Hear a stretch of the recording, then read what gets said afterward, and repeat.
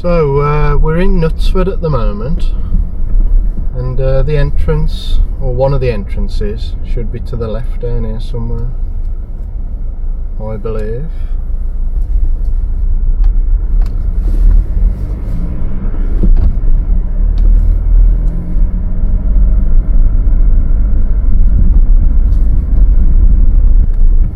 Okay, so I think we're here now. And we should be coming up to the Knutsford Lodge entrance. And this was designed in around 1810 by Lewis Wyatt.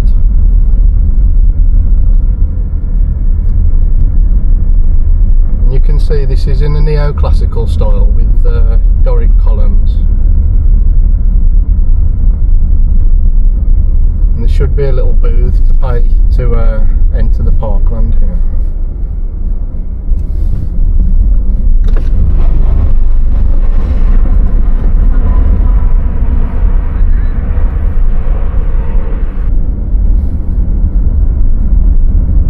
Large lake over to our right.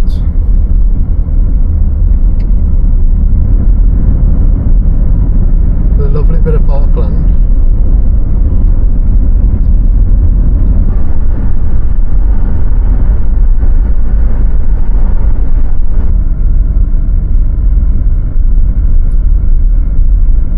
You see part of the house on the left, just going past that. And I think the main car park should be just ahead round this corner.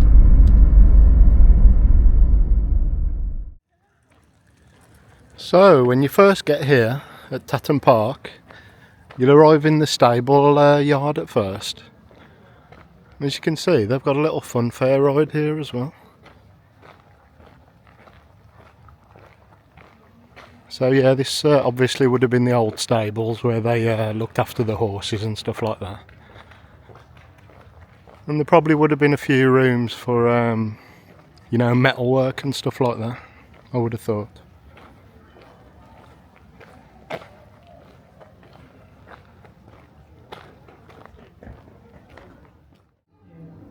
In one of the rooms off the stable yard, they've actually got these old carriages or stage coaches.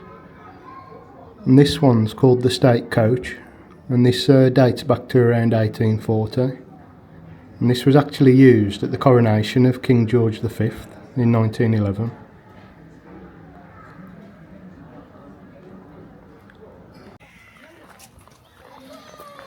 So the house doesn't open for another couple of hours, I think.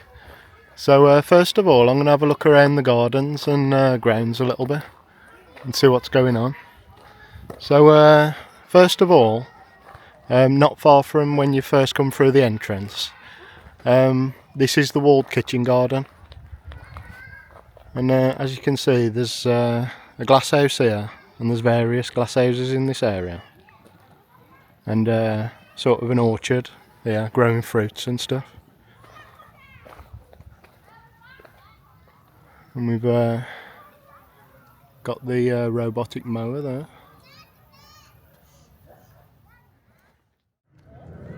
In the middle of the walled garden, you've got this pool here.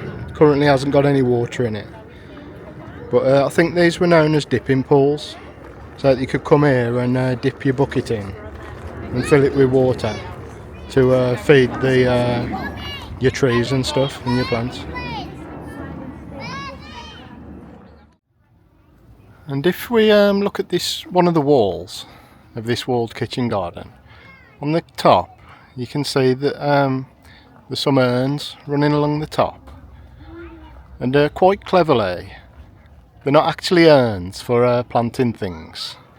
They're actually chimneys. They're disguised chimneys for from when they had a heating system in the wall to aid with the growth of sort of the plants and trees here against the wall. So yeah, that's what they are. They're actually chimneys. And in that corner over there, I believe that was the head gardener's cottage, just at the end of that sort of glass house thing over there.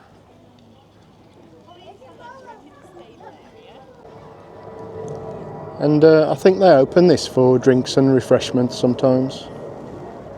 But yeah, as I say, that was the old head gardener's cottage.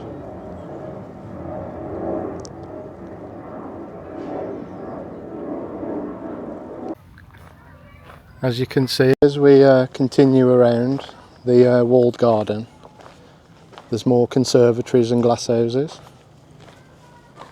Don't know if we're supposed to go that way, maybe not. Those glass houses are in a bit of a worse condition there. I think this big building in the corner here, this might be called the fernery. I'll check that out.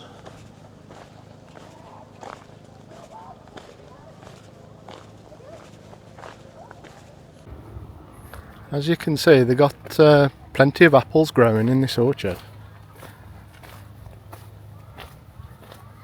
Absolutely loads of them at the moment.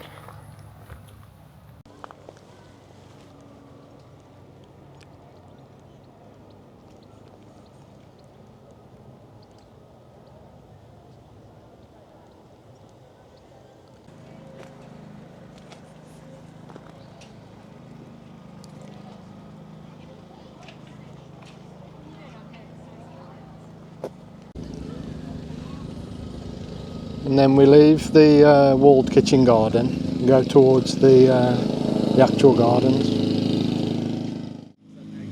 Alright, so I'm at the other side of the fernery now, I think. And I think this might be how you get in this side, so have a little look and hopefully we can get in there.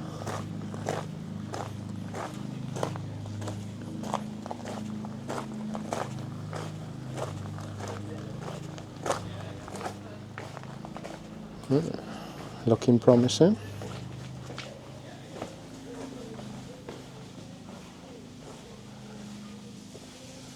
Aha, and this is the fernery. This is quite impressive. And this actually dates back to 1859 and was apparently built to a design by someone called George Stokes, who was actually Joseph Paxton's assistant and son-in-law.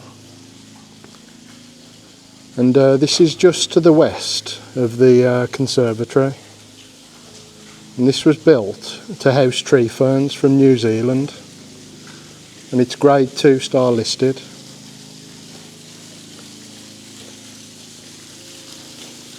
And it's actually got its own waterfall at the end.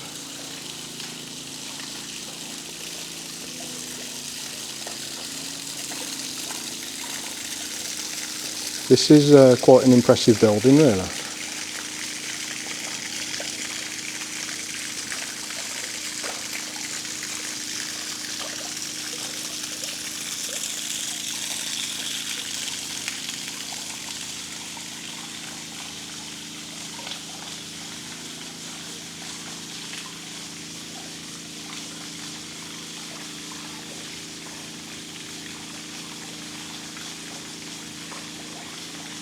And these ferneries are quite warm and humid, so they're actually perfect for ferns and other trees and plants like that.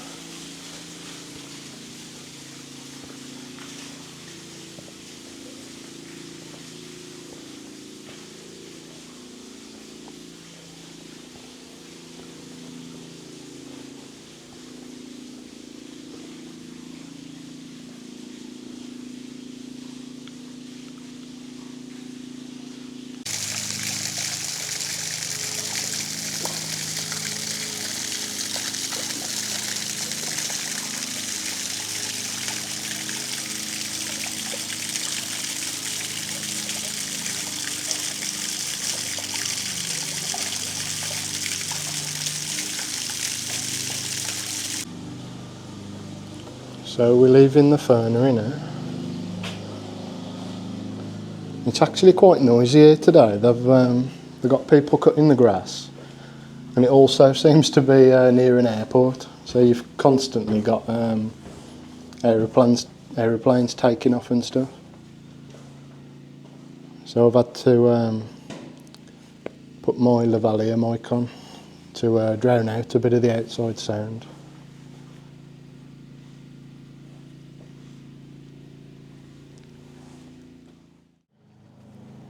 So this is the Grade 2 listed conservatory, and this was designed by Lewis Wyatt, who also worked on the house, and he was responsible for that lodge building that we saw on the way in. And it consists of 7 bays.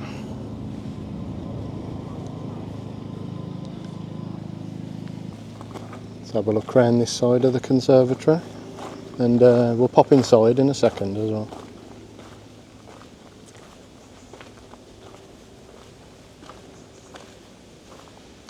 Little seating area.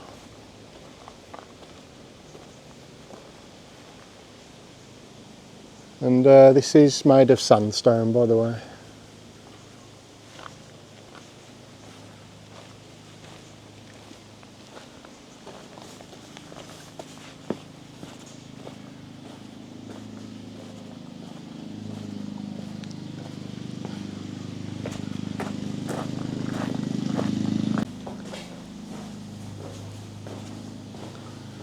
Okay, so let's have a little look inside the conservatory.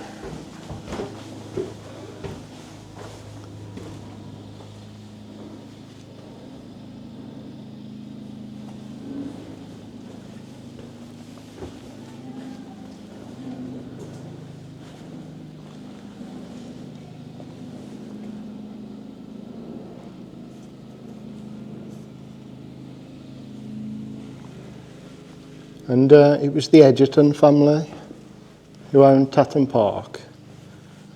And the conservatory, like at most country houses, was built to house the exotic plants that they would bring back from abroad. You can see one here.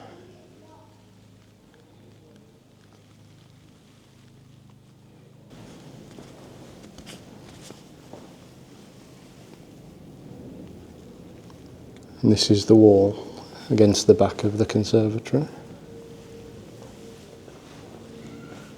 I don't know what these are. These are interesting.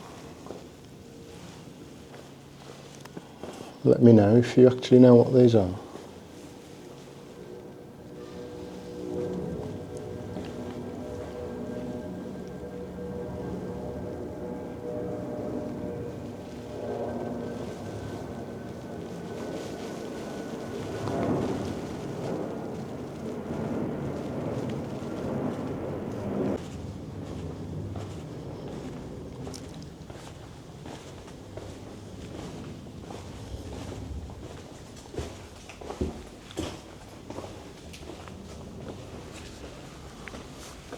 I suppose these holes in the floor would have been for heating, I'm guessing.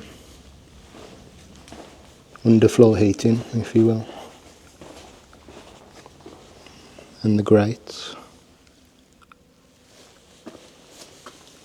You can actually see pipes inside there.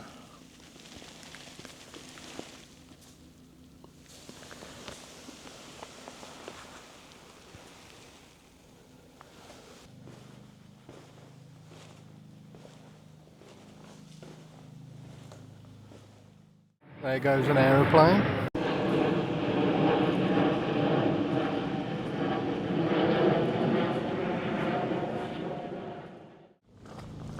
Okay then, so we'll leave the conservatory and we'll head over towards the terrace and the garden front of the house, which should be down this way.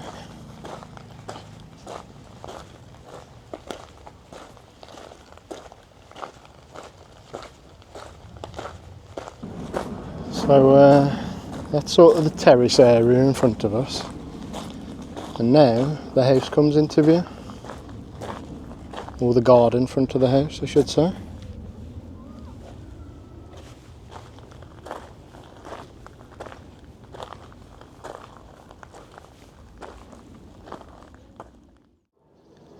So, from the end of the 18th century, it was the Egerton family who made a home on this site.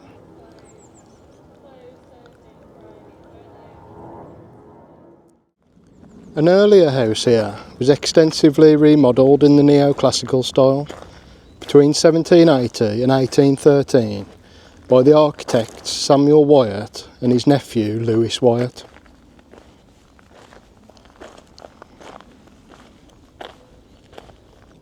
The mansion was completed and furnished in very elegant style during the tenure of Wilbraham Egerton, but on a reduced scale to the original plans.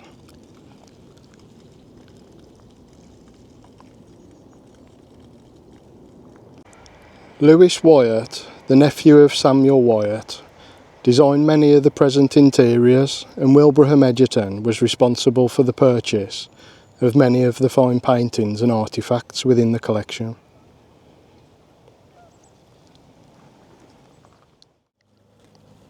In the latter half of the 1800s, more building was completed, and some of it can be seen by its terracotta colour that you can see, such as this corner building over here.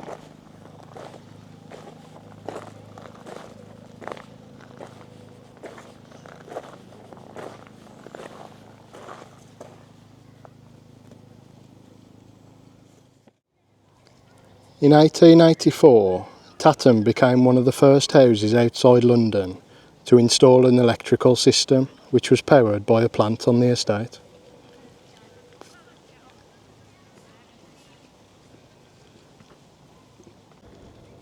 The house received many famous visitors over the years, including the Prince and Princess of Wales in 1887 and the Shah of Persia in the 1890s.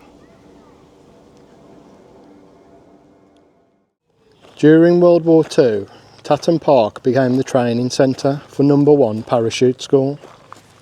Tens of thousands of parachute descents were made here by Allied troops of many nationalities who came to do their training jumps before parachuting into occupied Europe.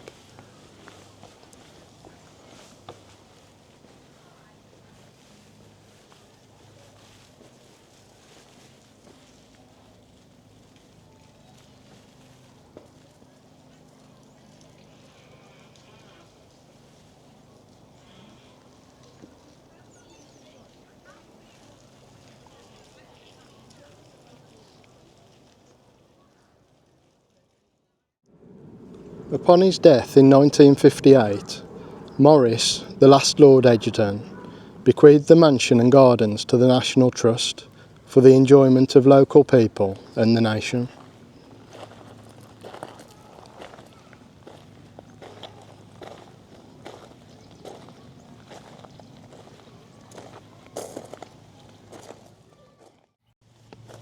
So, right next to the house, we have these terraces down here, and these are known as the Italian garden.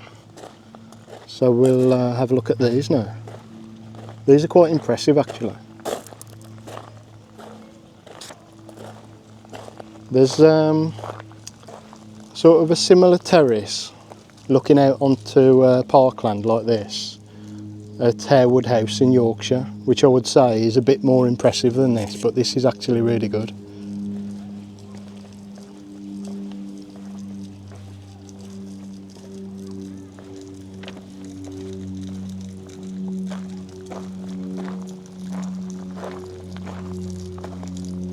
It's quite impressive. Again, now one thing that spoils this place, you've constantly got aeroplane noise, so it does spoil the tranquility a bit. Obviously they wouldn't have had that problem back in the 1800s.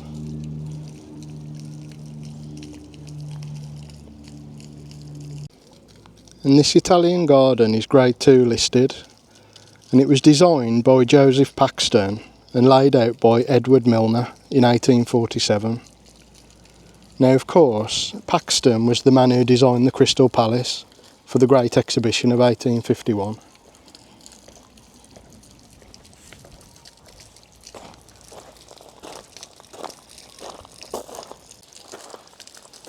There's a pretty little fountain here with a nice statue on it.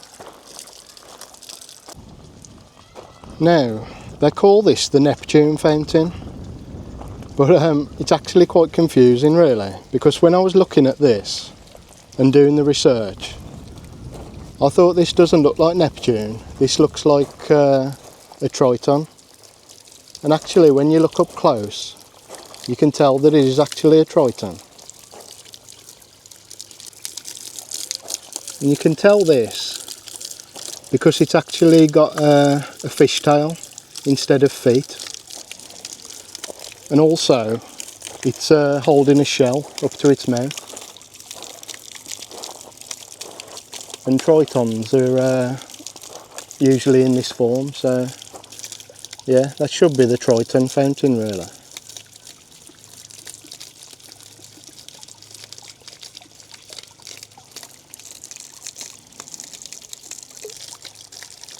And apparently this was added in 1920 and the statue came from Venice.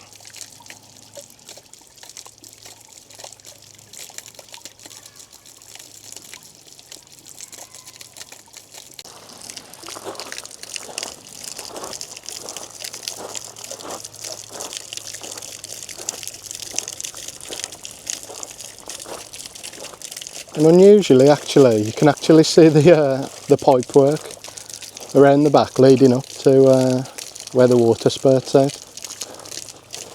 And there's a view with the house behind it, which is quite nice.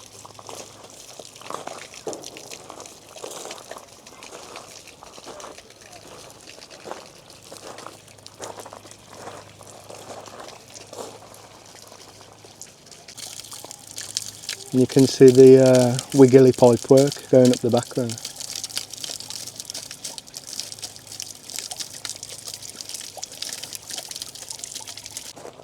And just moving past the fountain slightly, you can see this stone balustrade running around the outside. And this was added in 1883 by Wilbraham Egerton.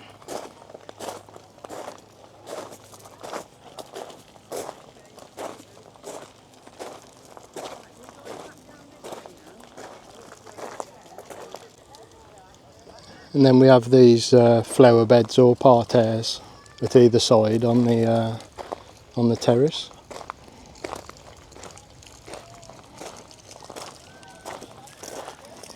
And this one here.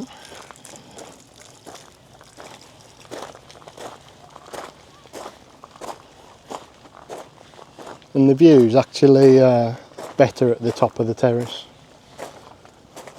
There's just a bit of a lawn here.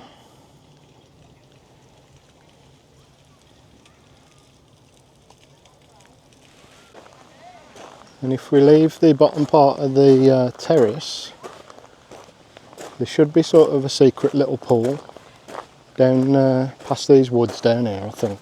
So let's go and have a little look.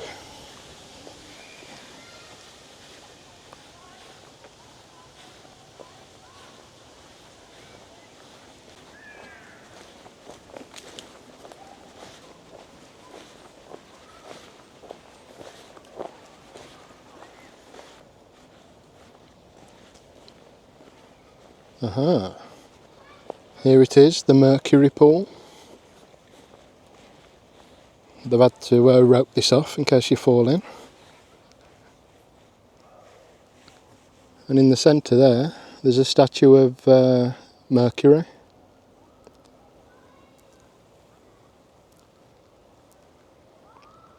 And I'll get a photo of that so you can see it a bit closer up.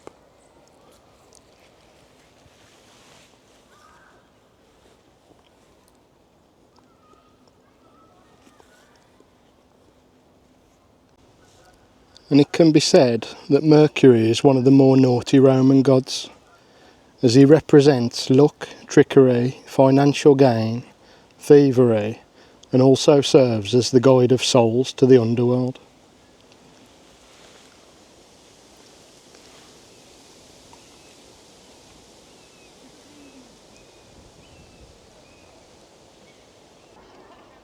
Now walking up towards the back of the gardens,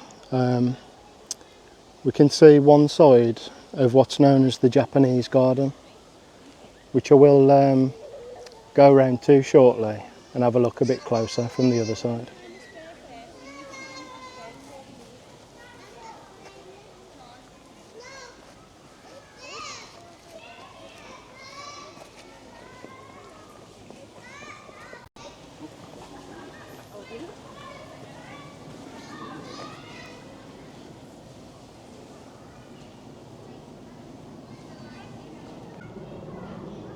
I'll actually get a couple of pictures from here, a bit more close up of the lovely Japanese bridge and the tea house or hut, whatever it is.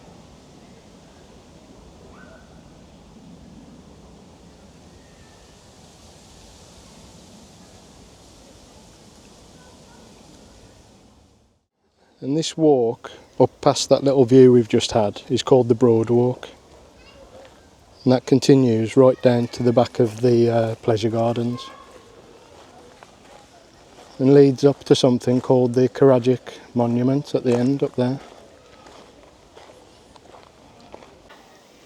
Okay, so this is the Karadzic Monument, and this is a copy of the Karadzic Monument of Lysicrates in Athens. And we've seen similar at Shugborough and Alton Towers, and this is grade 2 listed.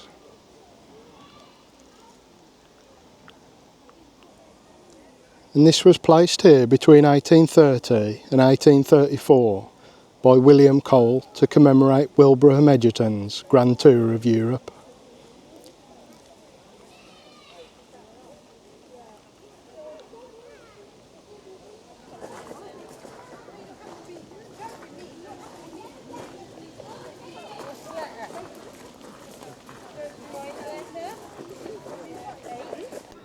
And from here there's actually quite a nice view out into the parkland and lake.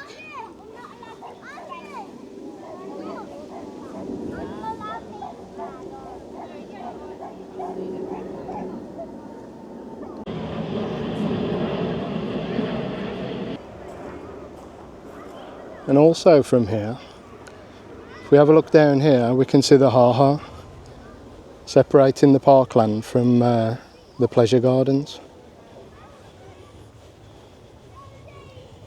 So obviously before there was a steel or iron fence there, the ditch would have stopped the animals coming from the parkland where they wanted them to be into the pleasure gardens where people were enjoying themselves.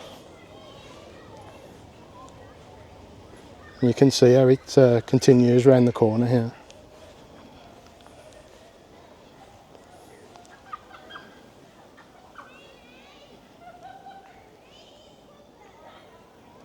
Okay then, so let's go and have a better look at the Japanese garden now.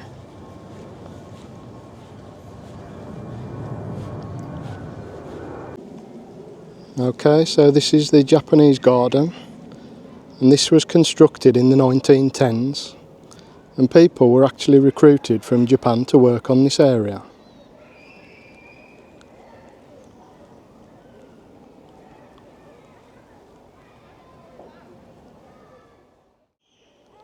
Over there you can see the Shinto shrine, which is a tea house, and then coming away from that you've got the lovely Japanese bridge over what's known as the Golden Brook.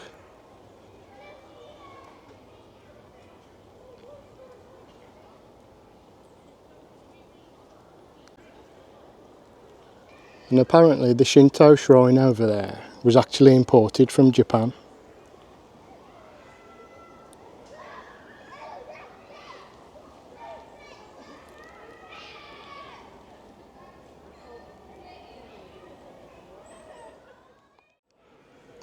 And apparently this is actually considered to be the finest Japanese garden in the UK. And to be fair, there aren't that many left. I mean, I've been to one at Biddulph Grange and that's pretty good, but actually it's not as nice as this, so they could well be right actually.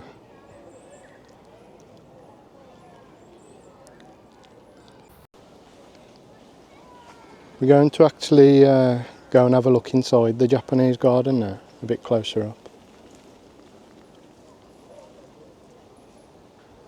There's a nice little pagoda there.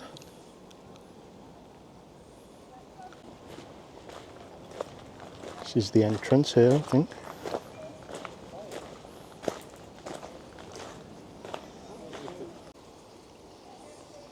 Actually, what I thought was the entrance is just a little viewing area, but you can't see much from there. But anyway, this little mound here, this is supposed to resemble Mount Fuji. You can see they've built that little mound up there.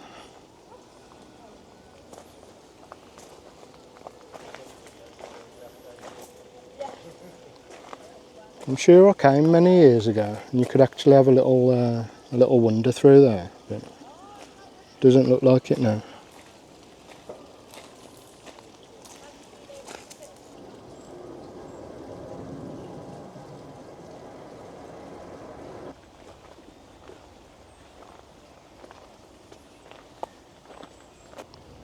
It's a little view going down in towards the Japanese garden.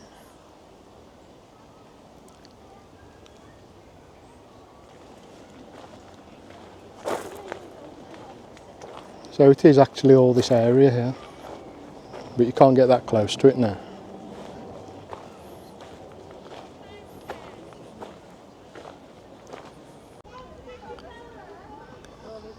This is the view from the other side of the bridge and the temple.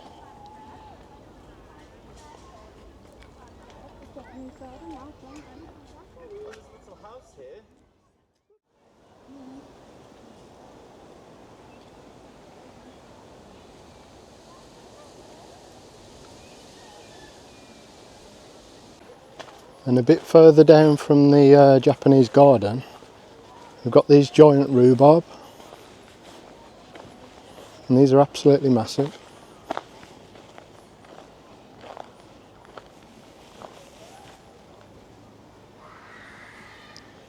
See if we can give you a bit of scale by showing you the bridge next to it.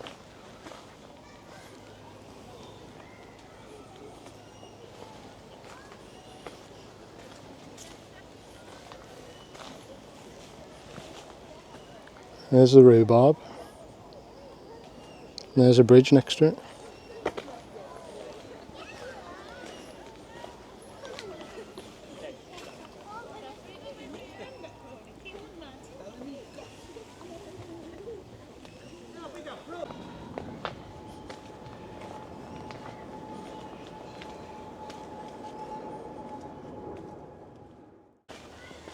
Okay, got another interesting little structure down here.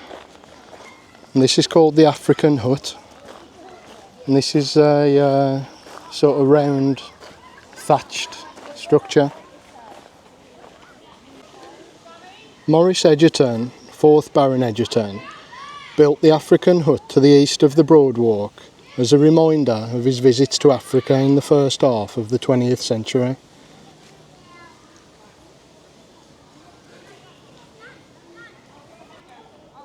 It was somewhat of a consolation after he was no longer able to visit due to illness.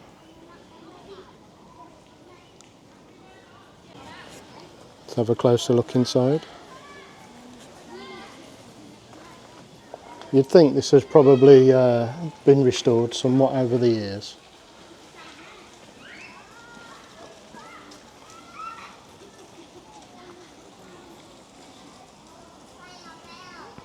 There's a little circular seat at the bottom to relax if you want to.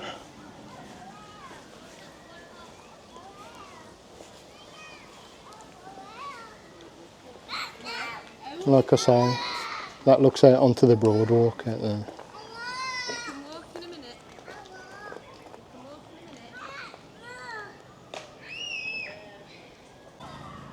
Okay, so a bit closer back to the house and the walled garden and stuff.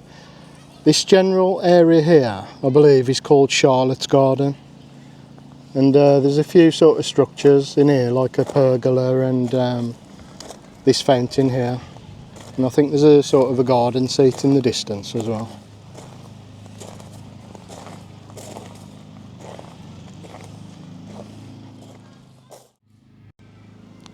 And this fountain is listed at grade 2 and it dates from around 1860. And it's actually known as Lady Charlotte's Fountain.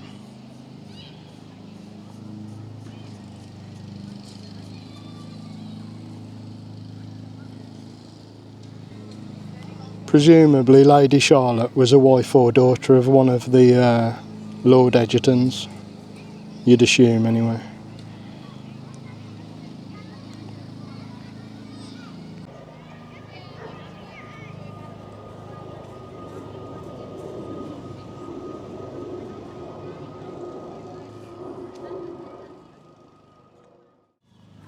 It's a shame it's dry and not working actually, because I bet that'd be quite a nice fountain if it was running.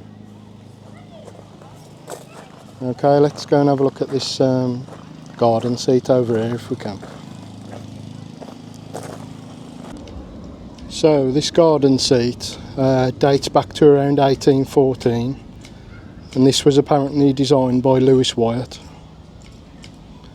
and this is known as Lady Charlotte's Arbour.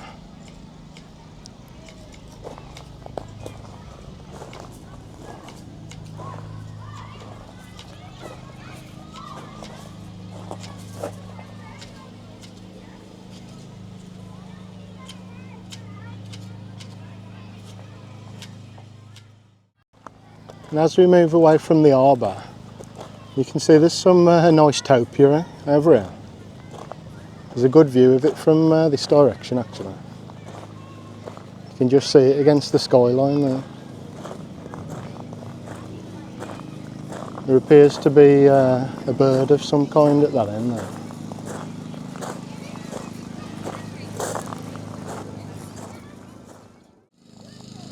There's a nice vase here actually.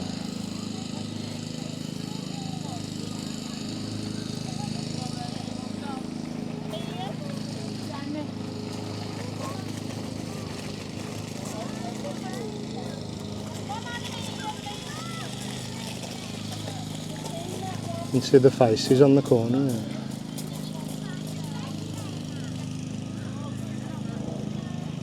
It's obviously very old, going back to the early 1800s, I suspect.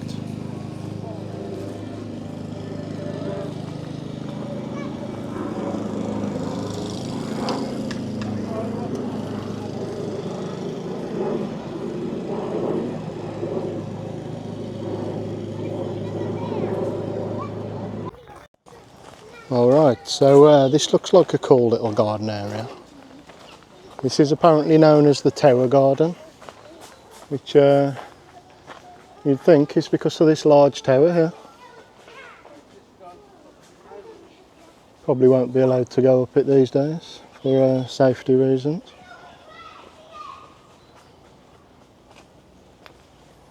But yeah, this looks like sort of a little enclosed garden area.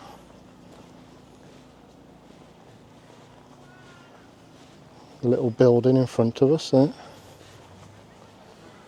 If we look back, you can see the tower there.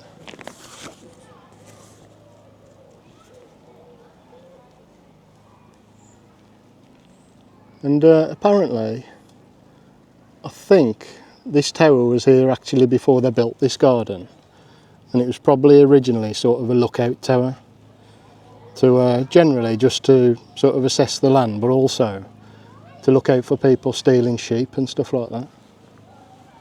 So it would have actually had a practical use.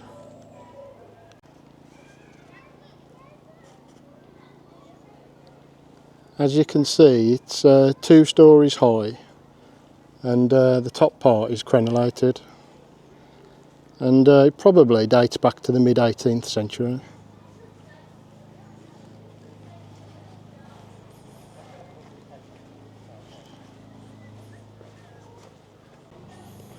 And in this little enclosed area there's also these couple of garden seats. The one I've just been past. And then there's a more decorative one up here.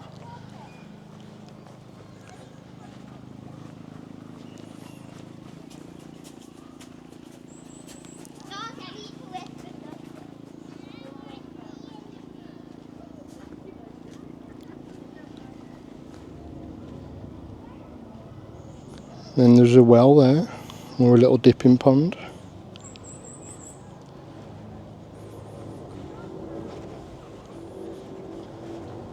And then as we saw on the way in, there's this little shelter at the side, or in the corner I should say. It's even got a little stained glass window.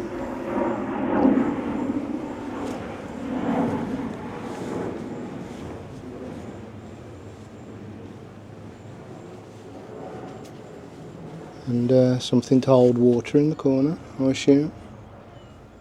Or to put flowers in or something like that.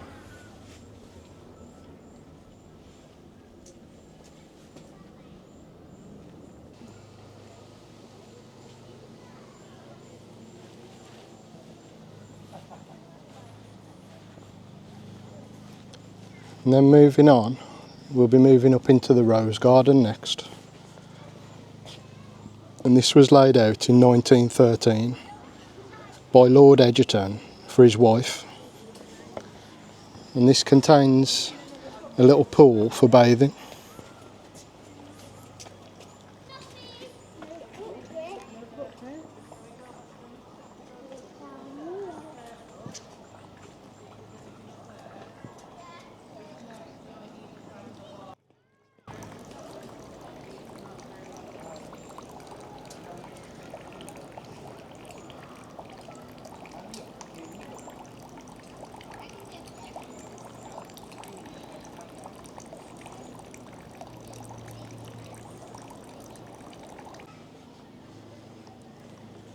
You can see why it's called the rose garden, obviously. You've got various roses here. And apparently maintenance work in this garden had to be completed by 10 o'clock in the morning to allow Lady Egerton to enjoy it without being disturbed.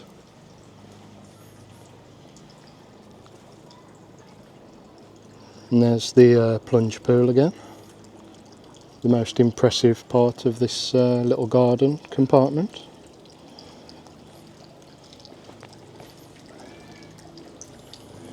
A little bit of running water at the end there. Water's not overly clean these days.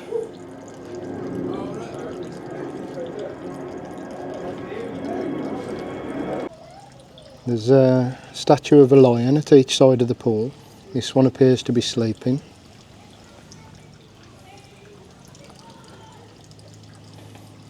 Then there's a nice balustrade across the back of the pool. Here's the other lion. This one's awake.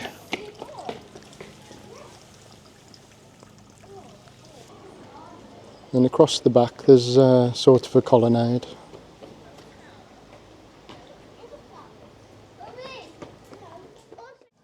In this section here there's a sundial. And if we move over here, there's a sort of Gothic designed archway with a nice gate actually. Then if we look at the top of these columns here, the tops there are sort of a classical in design, so a bit of a mishmash there.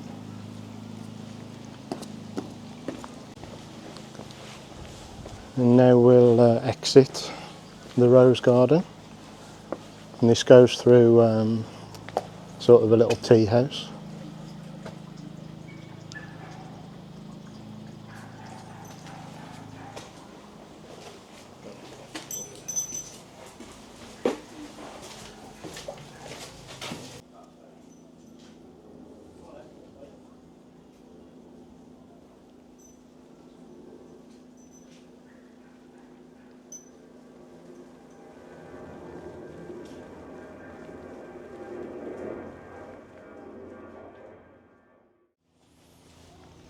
I think bits are falling off occasionally.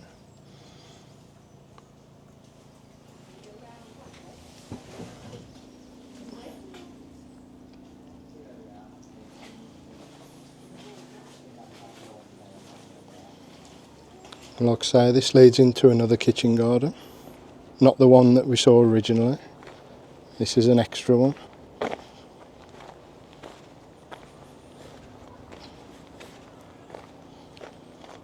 I think this one appears to be more vegetables instead of sort of fruits in the other ones.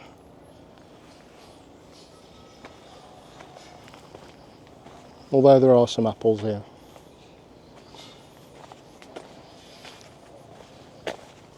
This is nice.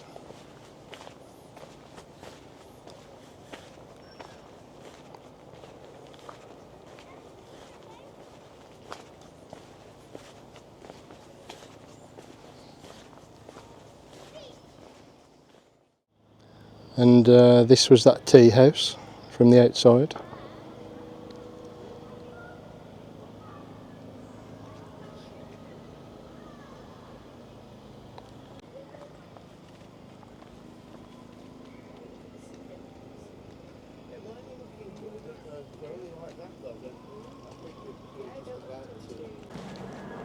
Let's have a look if we can get inside one of these glass houses.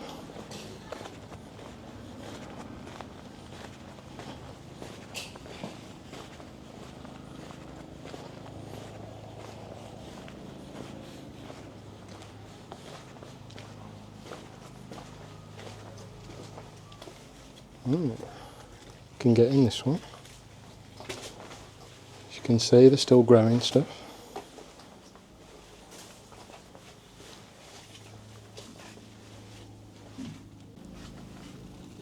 I think they're growing cucumbers.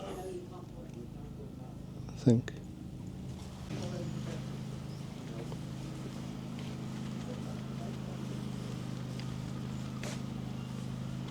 Mechanism for opening the windows or something there.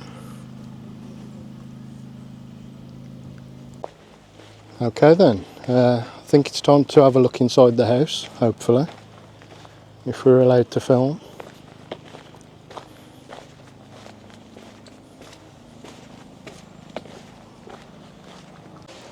So to get to the entrance of the house, you have to go through the stable yard again, where we were at the very beginning, and it's just down this way.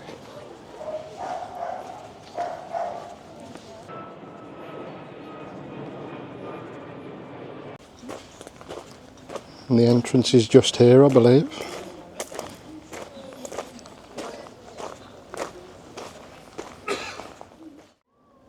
So this is the other side of the house. We saw the garden front earlier.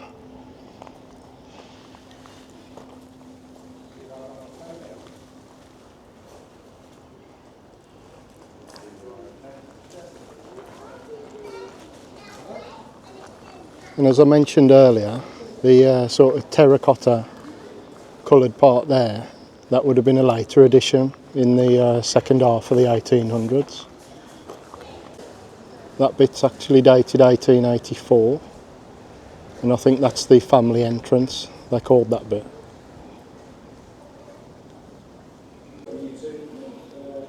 This is the entrance hall.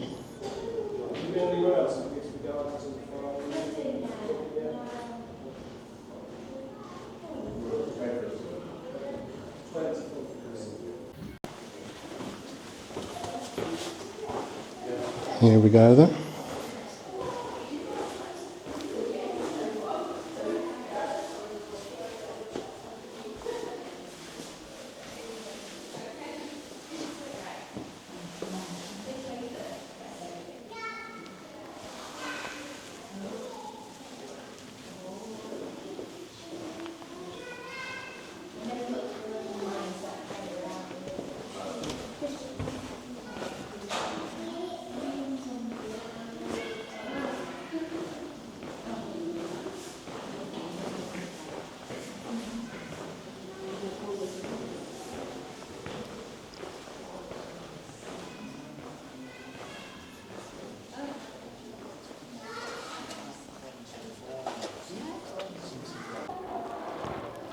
They have original canaletto there.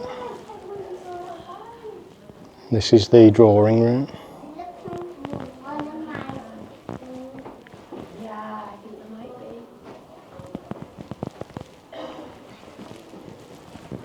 And look at the absolutely gorgeous ceiling in here.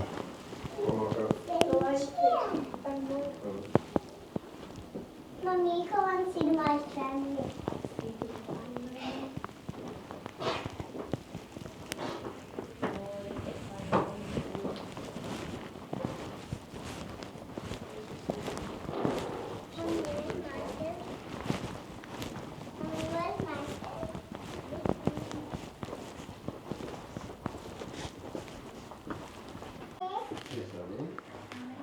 This is the library.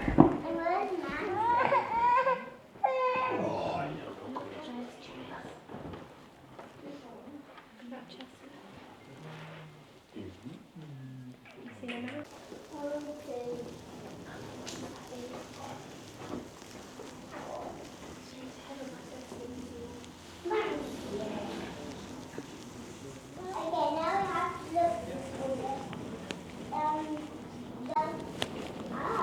Okay, now we have to look for the,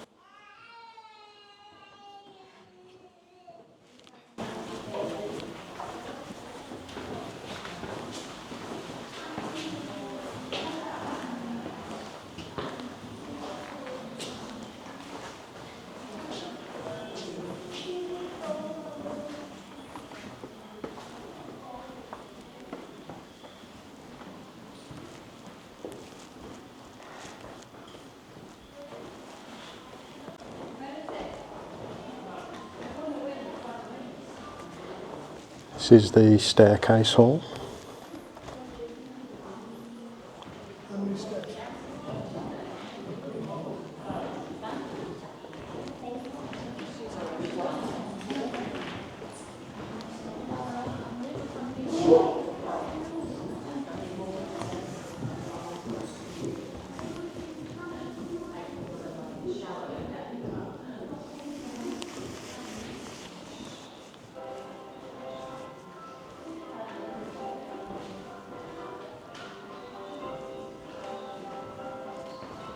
Let's go upstairs.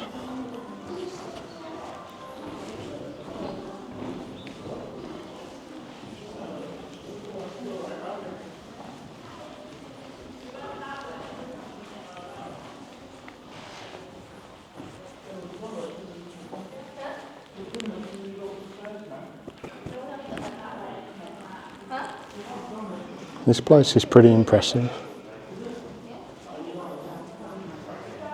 It's gorgeously decorated, in lovely condition.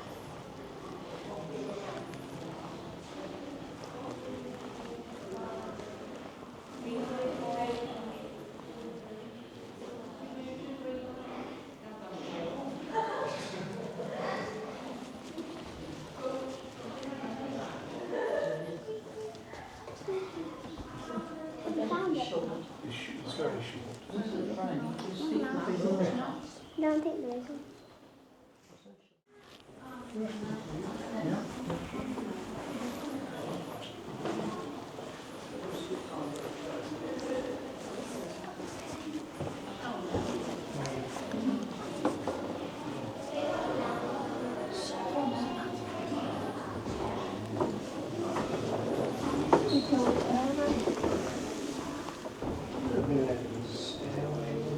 Bit of a skylight for this hall.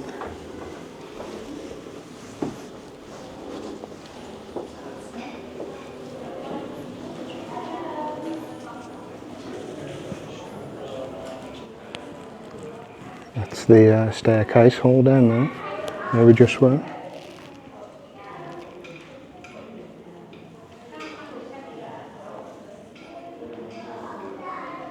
This is really impressive how it's set up. Another skylight up there.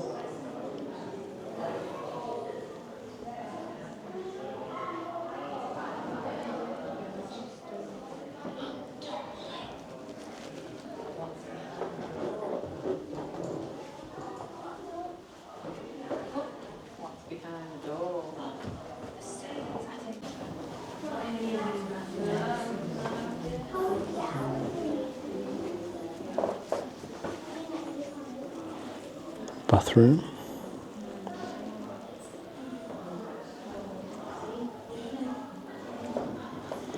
Chintz bedroom.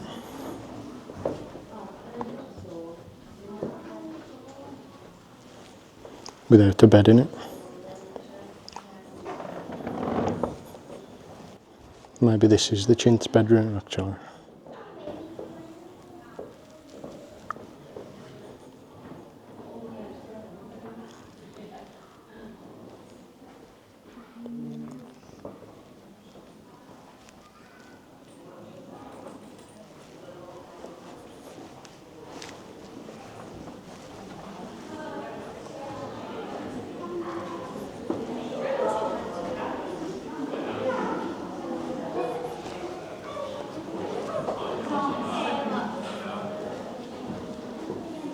However, go for 1700 mistakes.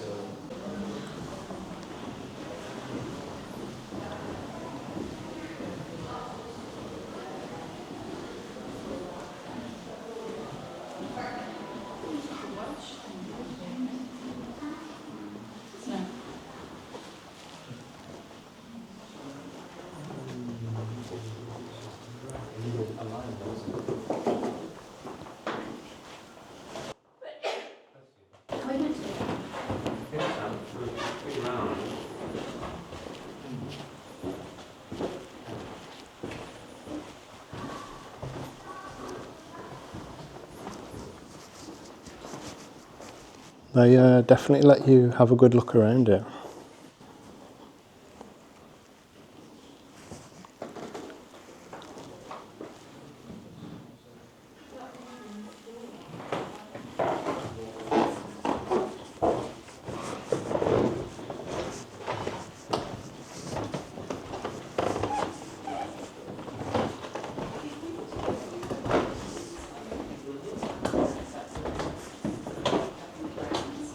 Yeah, the most usual place is by the welcome room, Champagne Club. Oh, Because quite a lot of they'll come the in. locals know Yeah. the welcome room.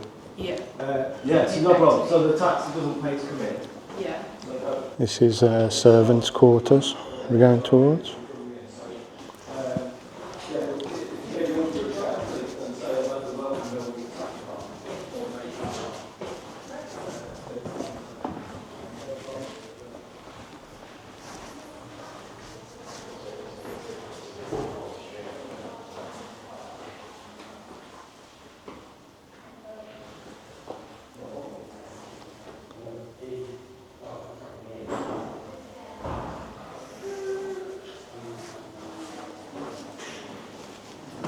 Quite nice for servants' quarters actually.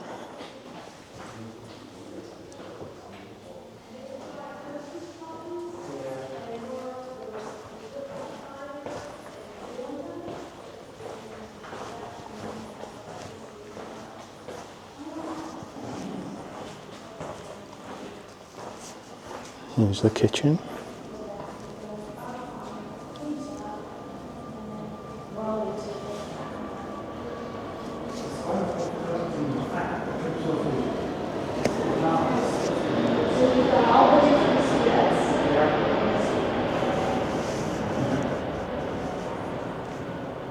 The windows, that was added. Yes, that is what's happened to it. That amount of lighting to it. So it's north facing, so Yeah. it gets the sunlight but not the heat. Hmm.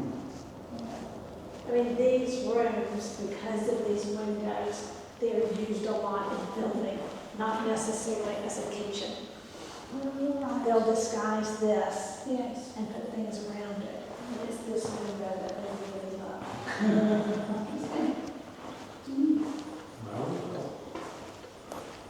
We can make it restaurant, industrial, size, and different things. But this window is really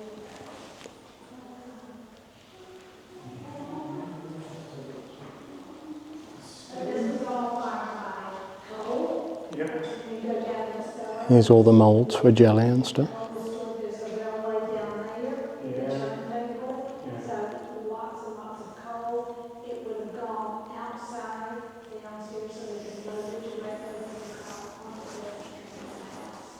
And those are probably the things that we use most of these days. So they can come in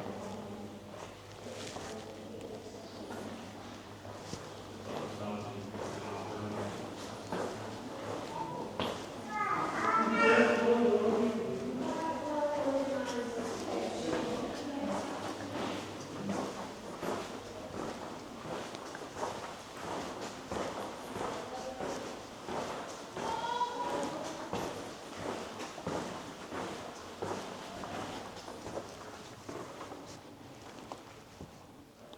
Some kind of grand hall down here.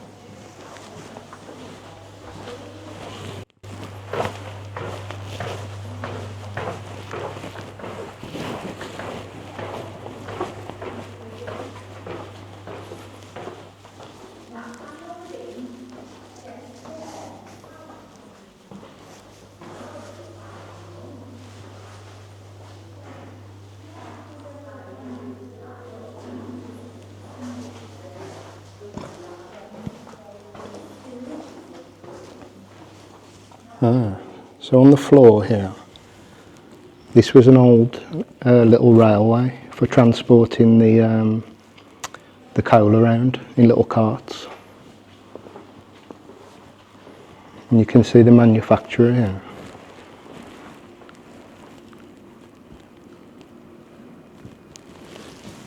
And how it goes in the different directions.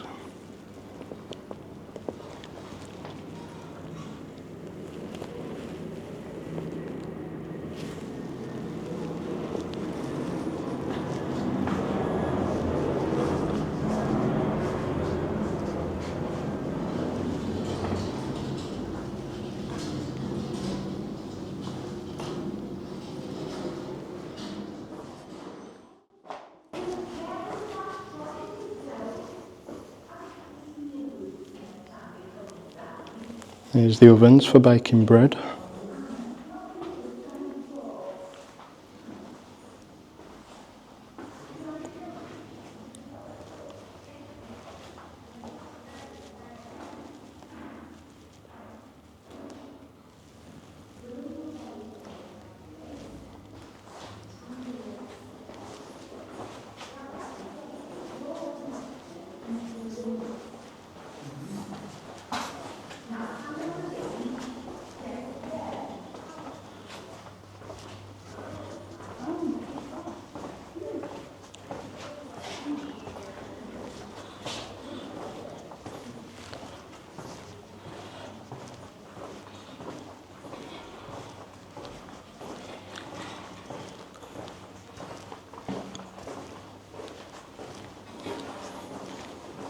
Here's all the coal carriers for taking to different rooms of the house.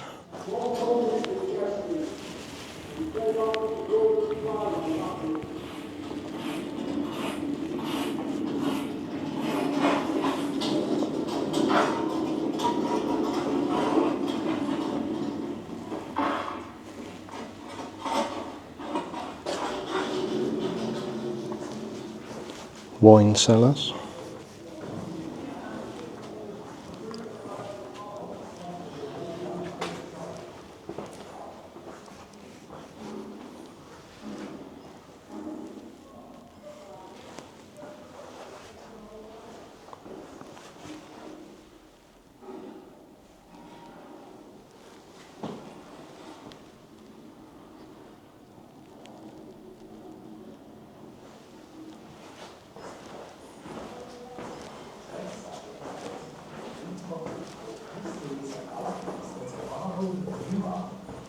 We must treat them with utmost respect, otherwise it's time will spoil.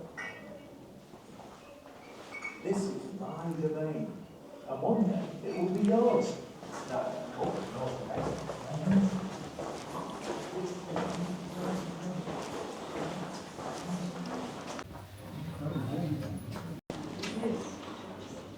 They've obviously got a lot of heating going.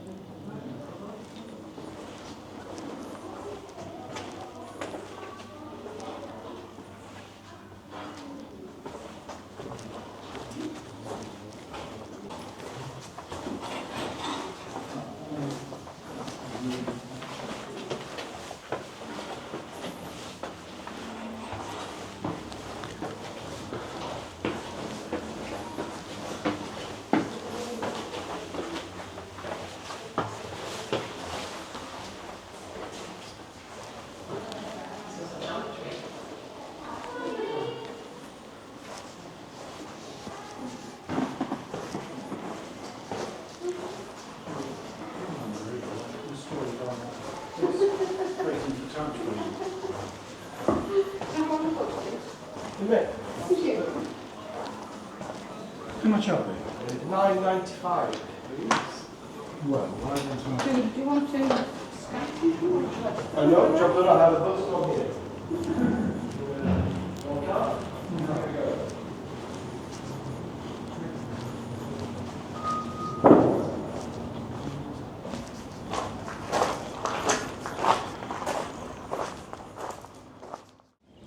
So that was Tatton Park, and the house was really impressive. Actually, it's in amazing condition, and they let you look at as much as they possibly can. So compared with some other houses, that was absolutely brilliant actually. And there's some really interesting stuff in the gardens as well. So overall, I've been very impressed with this place, and I would definitely recommend a visit.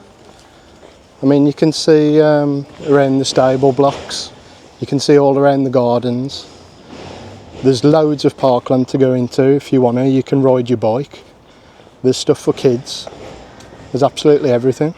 I think the only downside to this place is the noise from the aeroplanes, because there's an airport nearby. But if you can get over that, you'll have a really good day. So yeah, as usual, thanks a lot for watching. I hope you found it interesting, and I shall see you next time. Thanks a lot for watching.